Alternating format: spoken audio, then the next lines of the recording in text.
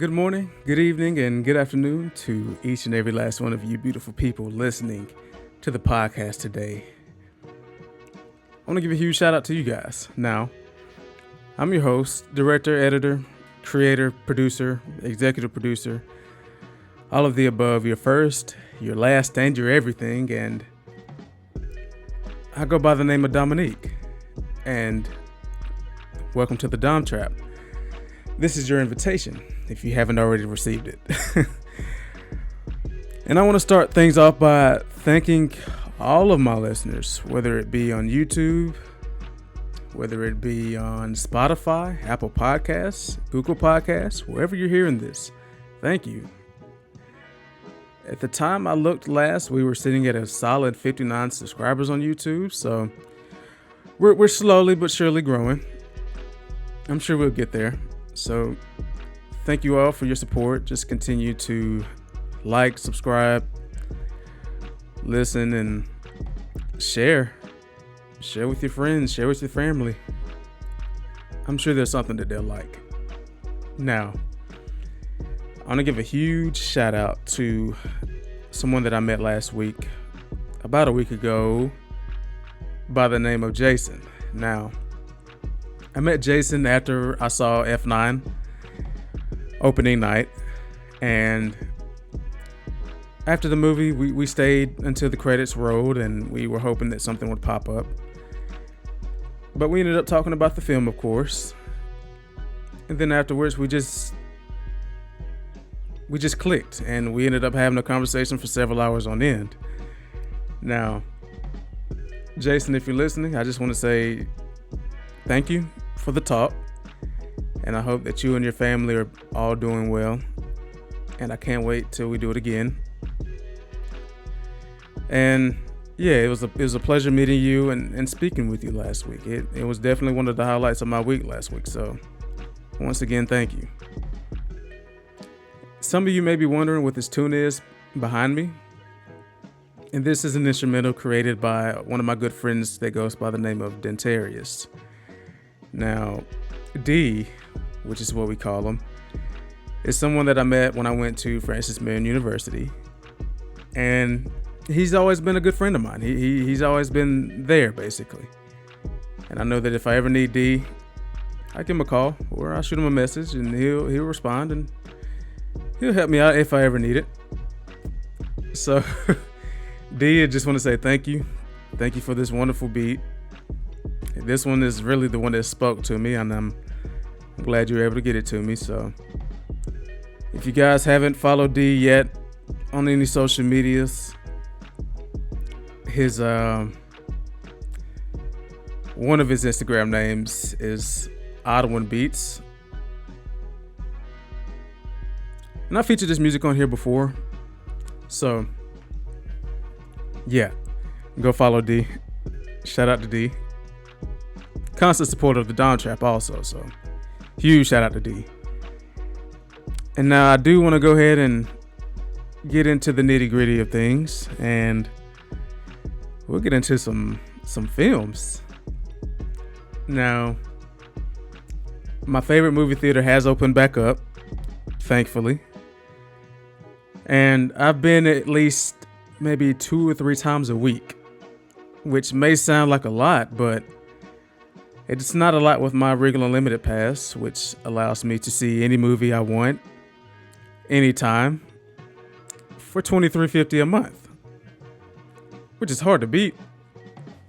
So I've been a lot, and I've been enjoying myself during a lot of these trips, and it's really just good to be back in the movie theater seat to see some of these movies that I've been waiting so long to see in the first place. And one of these movies that I was really excited to see was Wrath of Man. And if you don't know what Wrath of Man is, it's the new Guy Ritchie film, and it stars Jason Statham. And it also stars Jeffrey Donovan, who was in Fargo and Burn Notice, Holt McCallany, who was in Mindhunter on Netflix, which if you haven't seen Mindhunter yet on Netflix, I do recommend it. It's a show about these two guys, and they basically try to figure out what drives these serial killers to do what they do and be the creeps that they are. Scott Eastwood is also in this film, which you may know him primarily as Clint Eastwood's son, but he was also in Fate of the Furious and Suicide Squad. So it's always good seeing Scott Eastwood take up more roles, and hopefully one day he'll move away from his father's shadow. I mean, that may not be what he wants to do, but yeah, maybe if he does more roles and he's not really typecast as certain characters, then he could be able to do so. And Josh Hartnett is in this movie, and I feel like it's been so long since we've seen Josh Hartnett in any type of film. So it's good seeing him act again. And there's also a cameo appearance by Post Malone, who you may know as a rapper, but he's an actor in this movie, and he doesn't do the worst job. And I feel like that's the thing with this type of film, is that the supporting cast is really what drives this movie to be as great as it is. Because Jason's going to do what he does at the end of the day. Jason is going to be the bald man who has a particular set of skills, which include killing people. He might be a man that minds his own business. Something happens to him, and then boom, you've basically set off the bomb inside of him. But the supporting cast, there are characters that have some type of emotional weight to them. Some of them are veterans who have basically been cheated out of money, or they missed the action. So before I even get into that, the movie is mainly about these people that are on this heist, and they rob a Brinks truck, and the mission eventually goes south in a way, I guess you could say. They it's you can tell it's been orchestrated. Things are not going exactly how they want them to.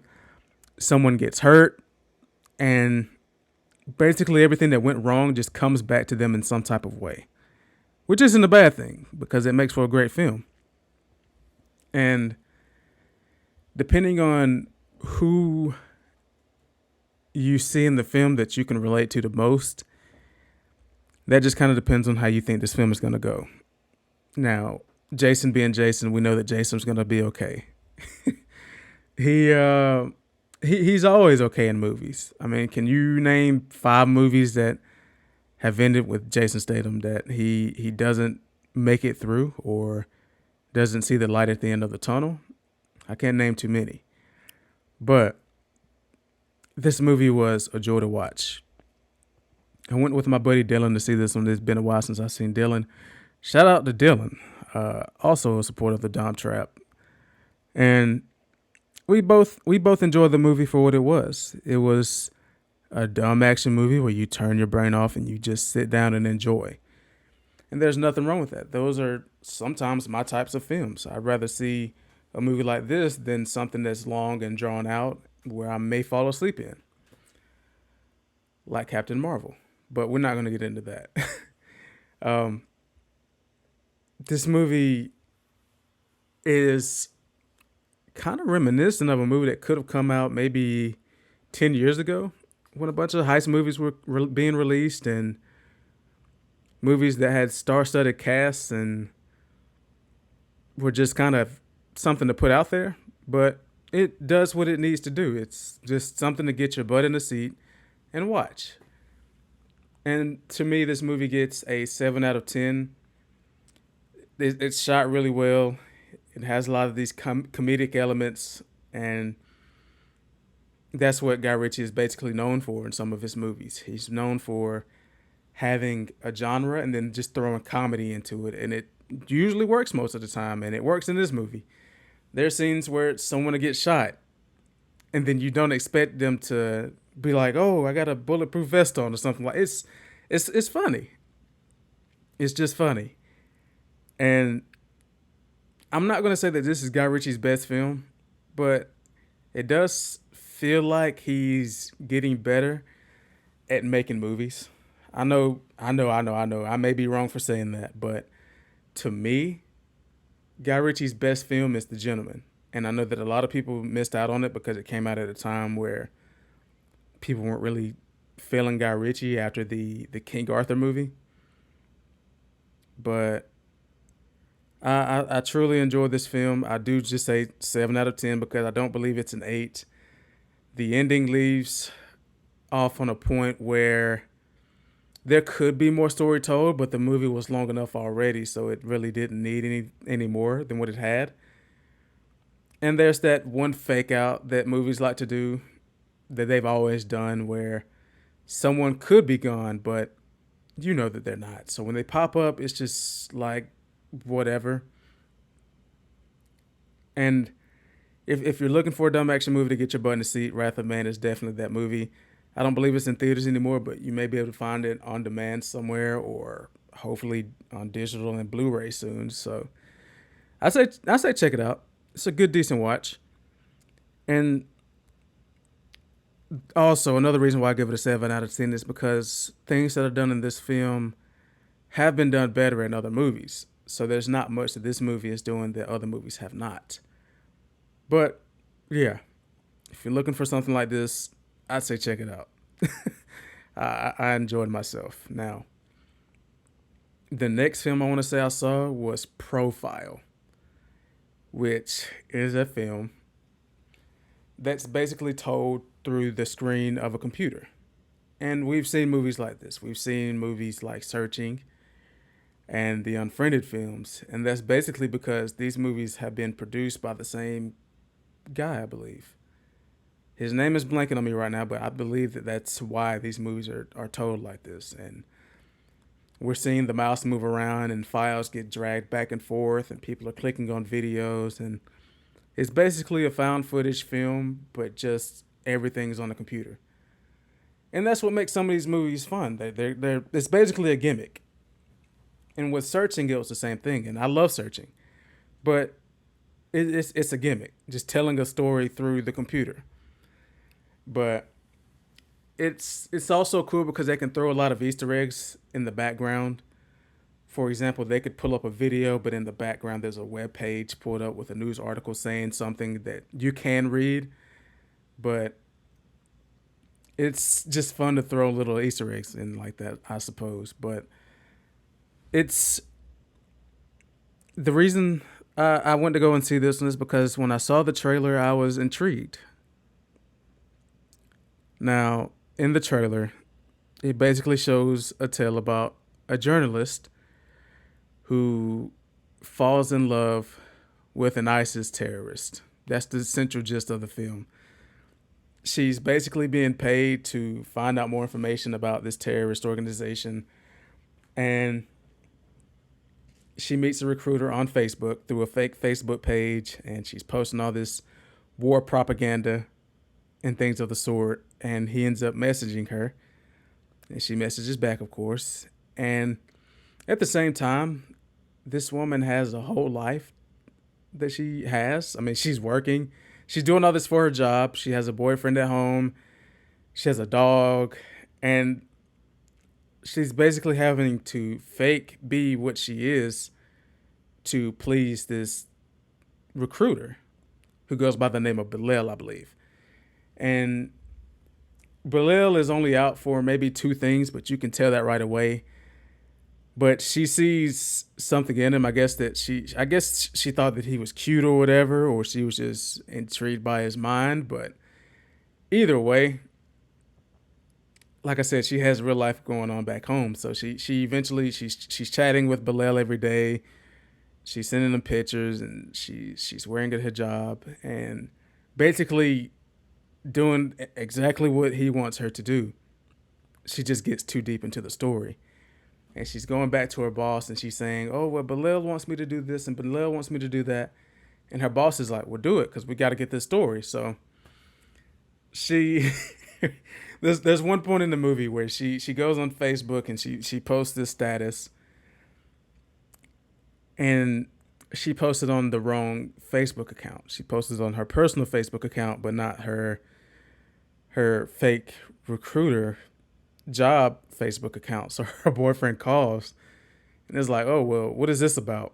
Because this has nothing to do with me. So it's kind of fun in a way that you just get to see this woman's life get entangled. Shout out to Jada Pinkett Smith. And she she eventually she takes a trip, and things don't go exactly how she thinks they will. And at the whole time, I'm just thinking like he has you twisted. He has her completely twisted in his web, and there's nothing that she can do or say to get out of said web because she's so in over her head. She's deep into it. She can't just stop because she's emotionally attached to the story and to Bilal as well. Now, there aren't many films in the industry like this because it's a gimmicky type of movie, and with a movie like this, the trailer doesn't show you too much. It gives you a general synopsis, which is great.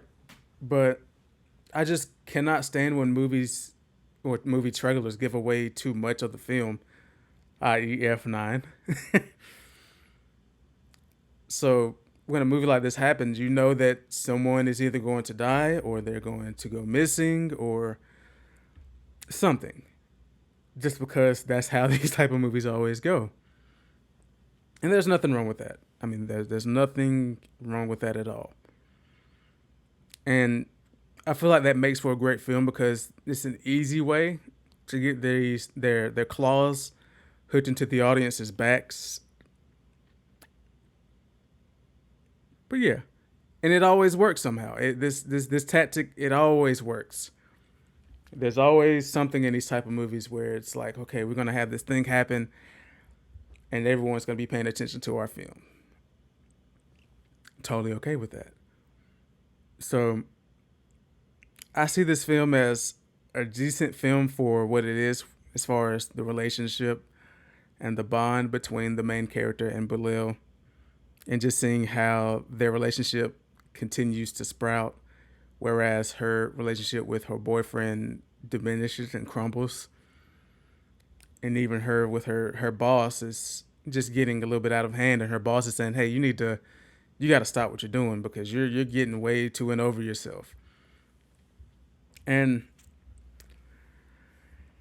it's just interesting to see how you have this woman that is a journalist and she's working from home essentially, and it's just really cool to see this transition from her being this regular woman to being a woman that could possibly be throwing grenades out in a desert. And that's why I give this movie an 8 out of 10. Because I sat there and I watched it, and I don't think I looked away from the screen not one time. Not one time. Just because I was so invested in the story of how she fell in love and managed to fall in love with a recruiter of a terrorist organization. Now that's something that I've never heard about myself. I've never heard a story about someone falling in love with a member of a terrorist organization on Skype and off of Facebook. So really good film. And it was always something in the movie that kept the watchers on their toes, whether it be a certain file. You also have to keep in contact or you just have to keep up with the dates that are shown in the movies and on the files that they're clicking on, because there are different videos taken at different times of the year. And there's different stories happening at different times. And yeah, I say give it a watch, especially if you're a huge fan of found footage flicks, because like I said, this is a found footage flick, but just on a computer. It's like someone screen recorded their computer and come up with a movie. So I'm excited to see what they do next. Like I said, I love Searching. I love this film. The Unfriended movies are okay, but I feel like it's best to do a movie like this as a thriller or some kind of suspense instead of a horror. Now, speaking of horror, this is a wonderful segue. I just killed that. The Conjuring was a great franchise at one time. When I saw the first movie, well, when I actually saw the trailer for the first film, I was on board. Because at that time I was tired of the Insidious movies, so I was in need of something new. And the fact that The Conjuring had Patrick Wilson in it was kind of cool to me. It was cool to see that he's on board doing these type of these horror films. So watching this movie, I enjoyed it. I love the first Conjuring. I give it a. I know it's kind of weird to give a movie a rating right now, but I'm not going to do it. I'm just going to say that I thought the movie was great. I enjoyed the first Conjuring. The spinoffs, not so much. I can't say that about the Annabelle films. I can't say that about The Curse of La Llorona. I can't say that I loved The Nun. But The Conjuring 1 and The Conjuring 2, I thought are great films.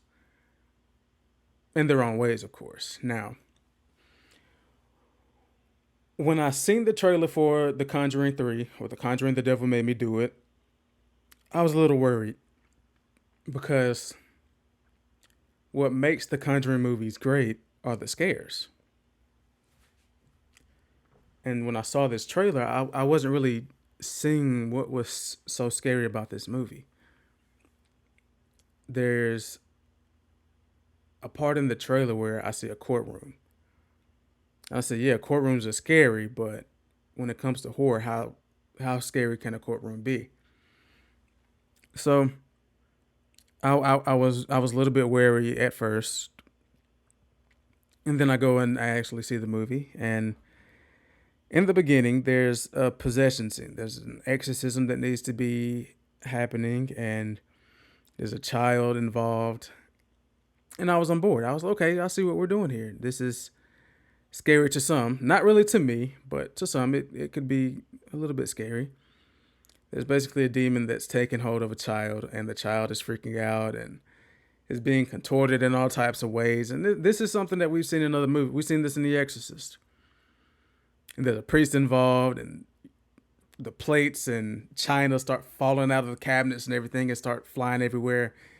And the demon is talking, and the kid's eyes are turning gray and everything. So stuff that we've seen before. Now, in this in the beginning of this movie, a character does something which someone tells him clearly not to do. Patrick Wilson's character, Ed Warren, tells this guy named, well, this kid, well, teenager, I'm gonna call him a teenager. He tells his teenager, whose name is Arnie, not to talk to the demon. And what does Arnie eventually do? He picks the boy up and he talks to the demon. And I got a little frustrated because I knew that it was going to happen. I knew it was going to happen. But it just happened in such a way where it was so quick. It happened. And then I just said, okay, so this is where we are in the movie. So the movie continues, and basically Arnie commits a murder. And Ed and Lorraine Warren, they are at the courthouse with Arnie while he's basically been locked up at this point afterwards. And his lawyer is like, well, I don't believe that you can even say that he killed this person because of demonic possession, because that's never happened. We've never had a case where demonic possession was a thing and happened in the courtroom. So Ed and Lorraine go, okay, so you don't believe it, so we'll show you. And they take her to their basement, which has all of these demonic presences and everything. And this is where the Annabelle doll is at, and the nun picture of Alec. And the next scene, they don't even show that. They show them in the courtroom, and then they show them, they're not even in the courtroom at this point, but they show them in, looks like an interrogation room. The lawyer's saying that, no, I don't believe you guys because what is demonic possession? And then they say, okay, we'll show you. The next scene after they say that we'll show you is them in a courtroom again. And I shook my head because the film would have been a little bit better if they just would have showed more scares and showed even people being scared and people saying, oh, well, yeah, you just showed me a demon doll and I felt kind of weird. I'm afraid. That would have been good to see. But no, we didn't get that. Now, I love horror films. I love them. I absolutely love them. Growing up, the scariest experience I had with a horror film was the Blair Witch Project. I will never forget it. I will never forget it. My parents had it on pay-per-view at this time. This was 1999, 2000. I was a little chap, and I watched this movie and I was terrified. If you don't know what the Blair Witch Project is, it's basically a found footage film that seems super super real. It's about these people, they go into the woods and they have to basically, well, they don't have to, they're just doing it on their own whim. They're trying to find out about this thing, this fable called the Blair Witch, and what the big deal about it is.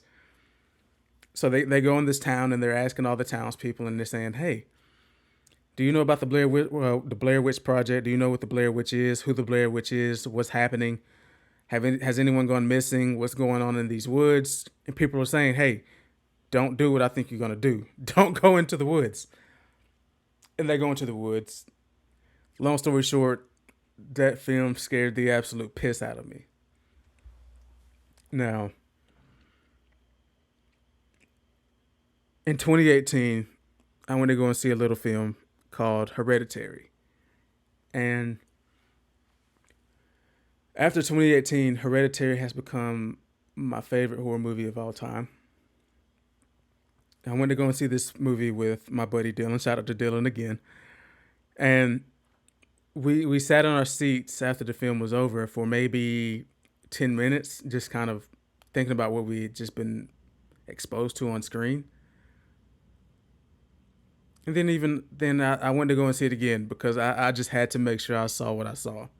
And also I had to see what I missed the first time I saw it, because there's a lot in Hereditary. There's an absolute lot. And that's a positive for that film.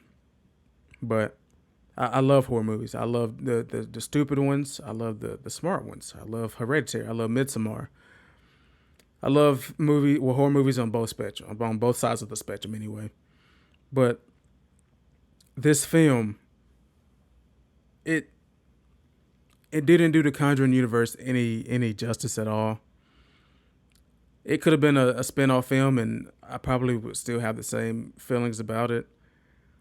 It's bloated in a way.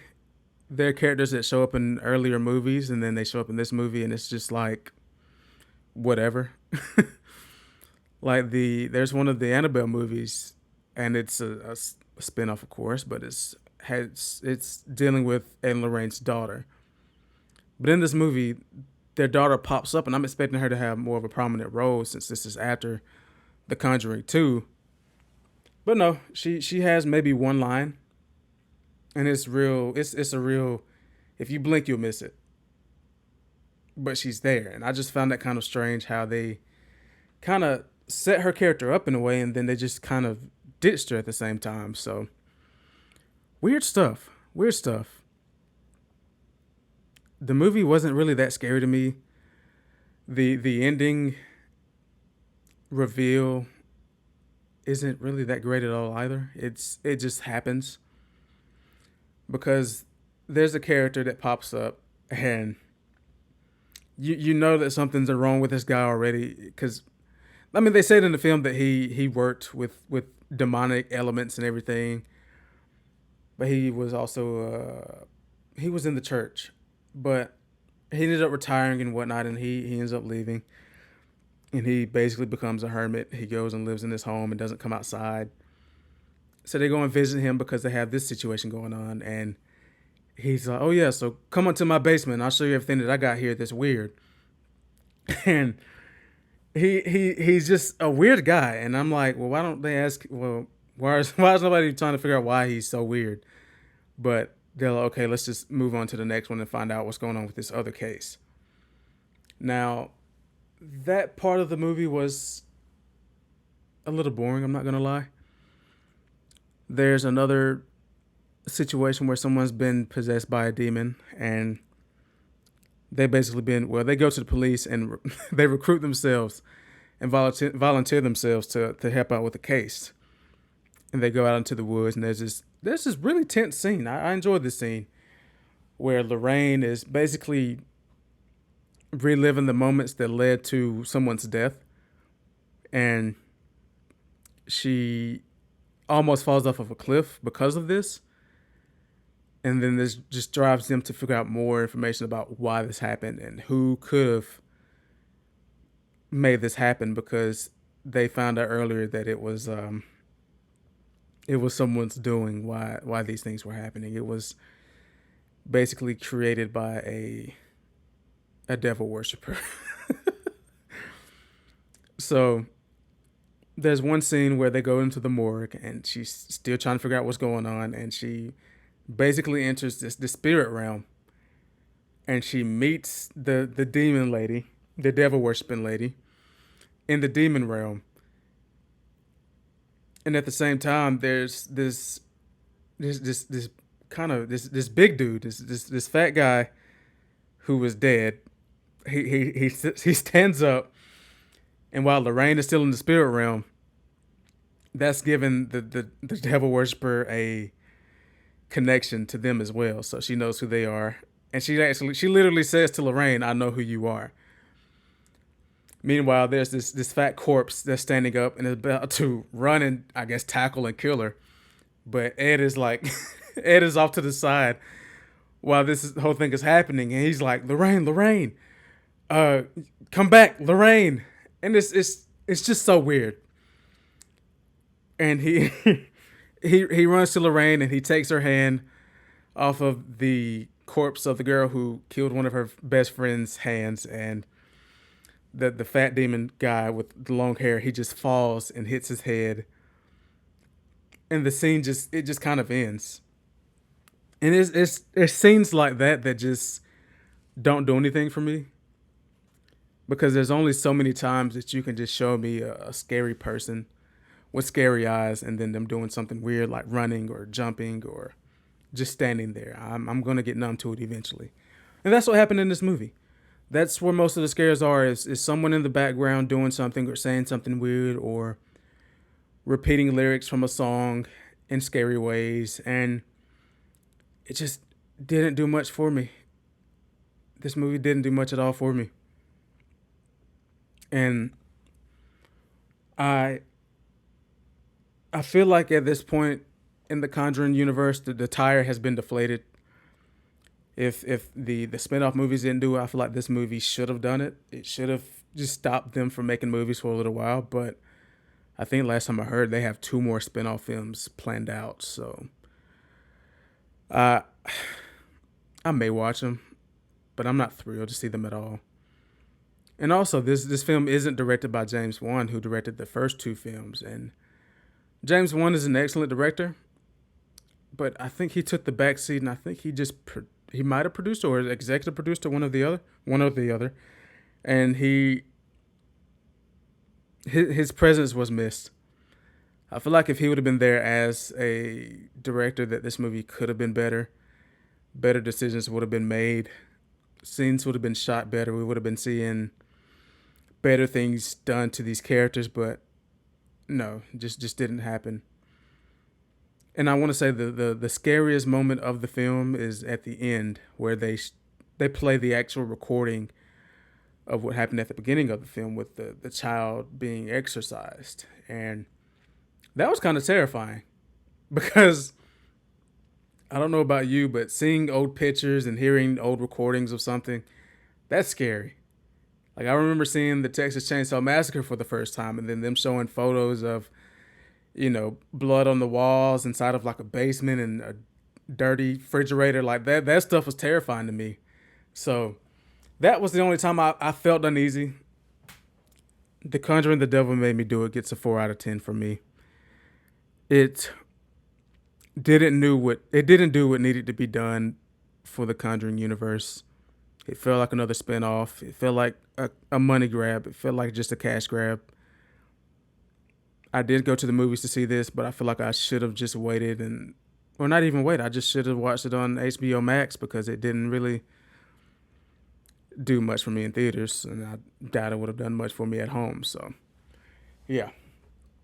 The Devil Made Me Do It is not a great movie, and I hate that the devil made them do that movie, because I feel like they could have spent those resources elsewhere and made a better movie. But that's just me.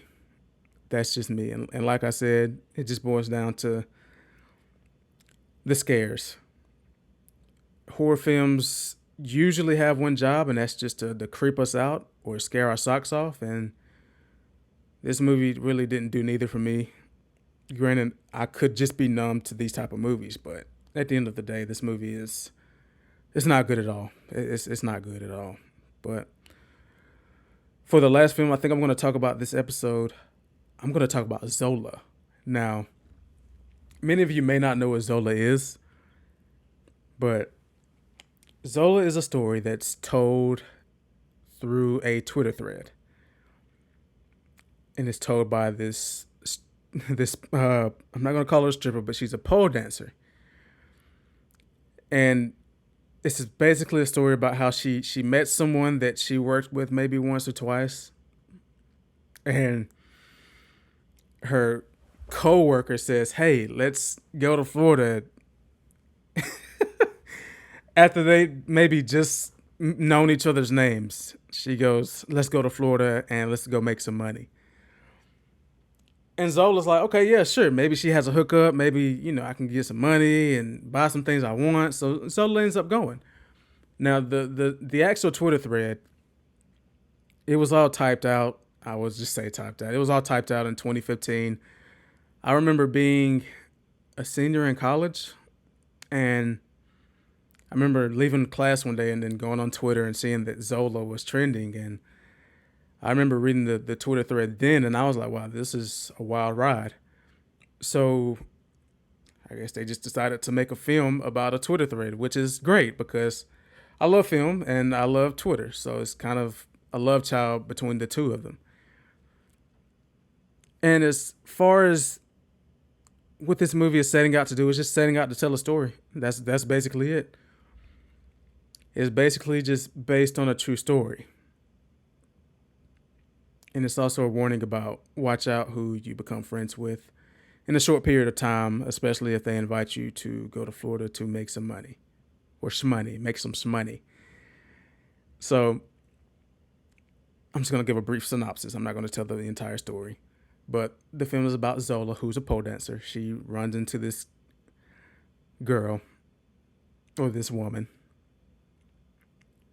by the name of Stephanie. And Stephanie she's a wild girl. She has this super ghetto and ratchet like type of accent.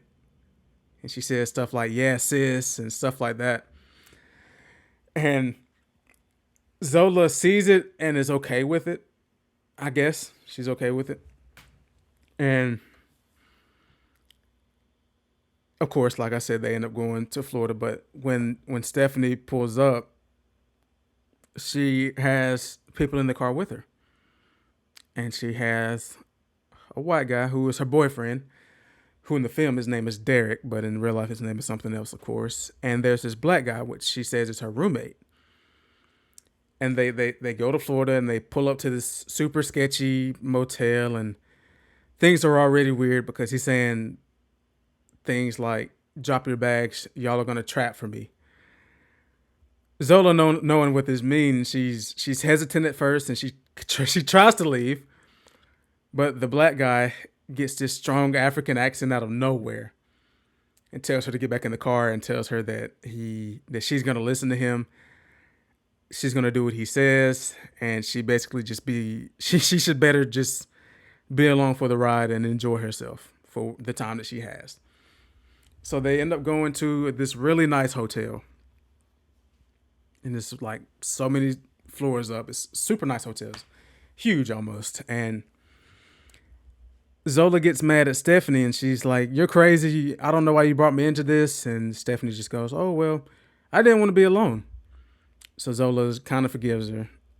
And then they find out that that the friend, the roommate, sent someone up there for some services to be done to them for $150, which they think is not enough, or Zola thinks is not enough. So she ends up going on the website, posting pictures, and puts out a new price of $500. And Stephanie is kind of reluctant. She's like, I don't know, maybe that's too much money. Maybe they won't pay that much for me. But Zola's like, no, watch, they'll pay. Just watch. Boom, the phone rings and someone's gonna be up in a few minutes. Long story short, they make $8,000 that night. And the friend comes back the next day and he's like, hey, how much money did y'all make me last night? Stephanie's, you can tell that she doesn't have it all there, but she tells him exactly how much they made. He goes, wow, how'd y'all do this in one night? And she's like, oh, well, we just, Zola, it was Zola. Zola helped us. She helped us do it. So the guy, he gets a few $100 and he throws it at Zola and says, good job. And then Stephanie goes, well, don't I get any? He's like, nah, don't let this woman get in your head thinking that you're going to come into here and just make money because she just made some. But the story it all goes downhill from there. Just things just keep happening and keep happening. But the one thing I didn't really like about the film is that the ending just happens.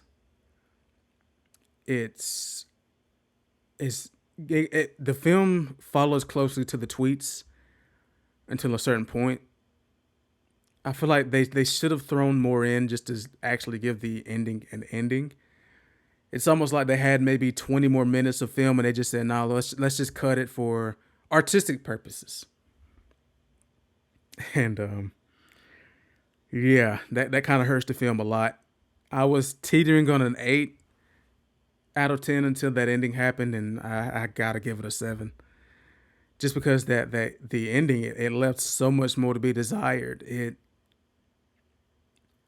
just ends. It's super abrupt, and like I said, you could tell that they had maybe 5 more minutes or at least 10 more minutes of film, and then they could give some words just saying what happens next. But it's also like they're forcing the audience to actually go and read the tweets to get the true story of what happens. And me being someone that already knew what happened, I could see people that watch this movie be a little bit upset. Now, with this film, it's not for everyone. It is not for everyone.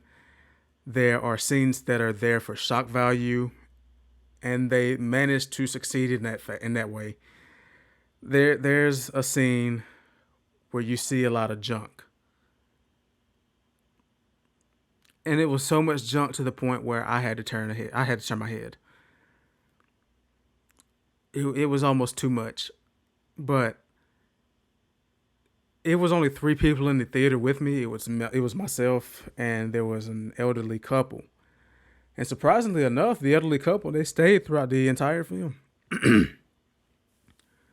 They stayed throughout the entire film. I expected someone to walk out, but no one walked out. And yeah, this film is not for everyone. It's got nasty stuff in it. That's the best way to put it. It has some things that aren't kind to the eyes. And the ending kind of sucks. But everything else is great. It was a great movie up until that point. So I have to give it a 7 out of 10. And as far as who's in the movie, as far as the who's who, Taylor Page plays Zola. Riley Keough plays Stephanie. And like I said, she has this accent throughout the movie. It's hilarious. I laughed at several points because of how ratchet she was. And there's like a point where she's in the car and she's talking about another experience. She's calling this other lady nappy headed. And it was funny to me. Nicholas Braun plays Derek, who is Stephanie's boyfriend, and some of you may know him as Greg from Succession, and he was also the glowing guy from Sky High. So he did good in this role. He plays a kind of crazy white guy who's not afraid to harm himself. And Coleman Domingo plays the friend or the roommate, and he goes by the name of X in the movie, but in real life, the actual person's name was Z. And Coleman Domingo in general, he's been absolutely going on a tear from Fear the Walking Dead to Euphoria to this movie Zola, and he's also going to be in the new Candyman movie. He's absolutely shredding these roles. He knows what his strengths are, and in this movie, he's this kind of sympathetic character in a way, but then at the same time, he's a savage because he's a pimp. At the end of the day, the man is a pimp. So he's forgiving, but he can be a little bit of an a-hole. So shout outs to Coleman Domingo. I'm looking forward to Candyman. I know that's coming out, I think, in August, maybe. Sorry for the pause. I just got a news report that Bill Cosby could be released from prison. So what a day. What a day. And like I said, with this film, I'm giving you a warning. It may not be for everyone. I just thought that it'd be great to see a movie that's about two things that I love, which are film and Twitter. So yeah, there's that. And also, we're getting to the end of this thing here, and I was thinking about introducing a new segment where I ask a question for the viewers and you guys give me an answer, basically. And I want to ask you, what action film, in your opinion, has the best opening scene? And that goes for action movies of all types. It doesn't matter, just as long as it's an action film. I just want to know which one starts off the strongest in your opinion. A lot of people might expect me to say Kill Bill, but I could go with something else. I'll give you a true answer next week. I'll have my answer as well as some answers of some friends, hopefully, if they choose to give me these answers. And hopefully you guys reach out to me in the comments, or you guys tweet me or DM me or whatever you need to do. I just want to know what you think, what action film you think has the best opening scene, so we can have a good discussion about it. No debating. But I believe that's going to do it here for this episode of The Dom Trap. Sorry to leave off on a review. Well, leave off on several reviews that I had to give 7s to, but what can you do? That's where we are now. I'm glad the movies are open back up. So once again, I just want to thank each and every last one of you for listening to me talk about these movies. I'm going to be talking about some more stuff in the future. I want to have some guests on eventually. Oh, and also, shout outs to Highly Gaming. If you guys aren't following him on Twitch or anything, it's Highly, Highly Gaming, I believe. But shout outs to Highly. He has a podcast as well, so do check him out as well. But thank you for listening. Your feedback is extremely important. So if there's anything that you'd like from me, just let me know. And yeah, I hope that I just got another report about Bill Cosby. It's throwing me for a loop at this point. I can't keep going at this point. Yeah. Now that outside is open back up, I hope that each and every last one of you are being safe and having fun, I guess. I hope that you just aren't outside being miserable. Hope that everything is okay. I hope that you're doing well mentally, physically, emotionally. Hope that your families are doing the same. Once again, staying safe and everything. Thanks again to D for the beat. I'm playing it again. This could be the theme song for the Dom Trap. I love this beat so much, man. I really do appreciate it. And I appreciate you once again for being a supporter. And once again, it's been your host, creator, director, producer, executive producer. You're all the above.